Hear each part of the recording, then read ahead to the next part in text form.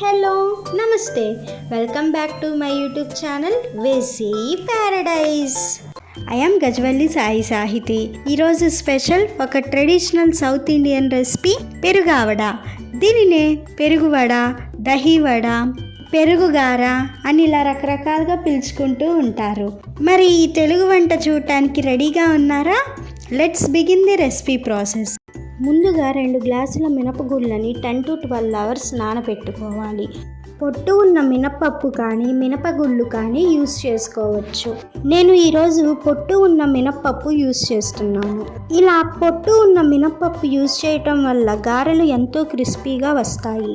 నానబెట్టుకున్న మినపగుళ్ళను వాష్ చేసుకోవాలి. నాలాగా పొట్టు ఉన్న మినపప్పు యూస్ చేస్తున్నట్లు అయితే వాష్ చేసుకునేటప్పుడు పొట్టుని పూర్తిగా తీసేయకండి. తరువాత ఒక మిక్సీ జార్ తీసుకొని జాగ్రత్తగా నీరు ఏమాత్రం రాకుండా మినపగుళ్ళను మాత్రమే వేసుకోవాలని గుర్తుంచుకోండి. తరువాత అదే మిక్సీ జార్లో 5 నుంచి 6 పచ్చిమిర్చి, టేస్ట్కి తగినంత కల్లుప్పును వేసుకొని గారెపిండిలాగా గ్రైండ్ చేసుకోవాలి. చూడండి, ఇలా ఉండాలి కన్సిస్టెన్సీ. నీరు యాడ్ చేసుకున్నారంటే పిండి జావ్ అయిపోతుందని గుర్తుంచుకోండి. తర్వాత ఆ పిండిని ఒక బౌల్లోకి ట్రాన్స్ఫర్ చేసుకొని అందులో తురుముకున్న అల్లంని, కొద్దిగా కొత్తిమీర, కరివేపాకుని, అలానే 1 టీ స్పూన్ జీలకర్రని వేసుకొని బాగా మిక్స్ చేసుకోండి.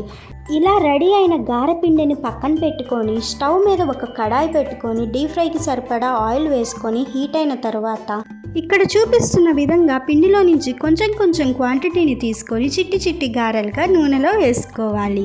మంటని లో టు మీడియం ఫ్లేమ్ మీద ఉంచుకొని గారెలు గోల్డెన్ బ్రౌన్ కలర్ వచ్చేంత వరకు ఫ్రై చేసుకోవాలి.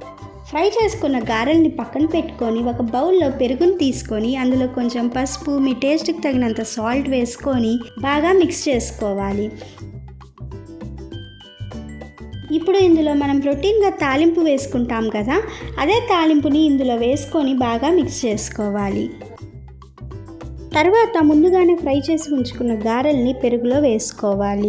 నార్మల్గా పెరుగు కొంచెం ఎక్కువ తినమంటే అవాయిడ్ చేస్తూ ఉంటారు. అలాంటి వారికి ఇది బెటర్ ఆప్షన్. తర్వాత పైనుంచి కొంచెం బూందీని స్ప్రింకిల్ చేసుకోండి. టేస్ట్ భలే ఉంటుంది.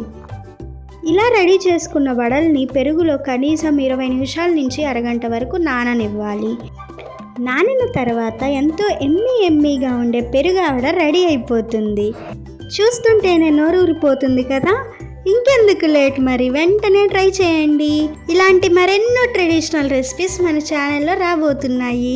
ఇంకా సబ్స్క్రైబ్ చేసుకోకపోతే వెంటనే సబ్స్క్రైబ్ చేసుకోండి. Stay tuned for more interesting recipes. Please do watch, like, share, comment and subscribe to my YouTube channel. Thank you for watching. Bye bye.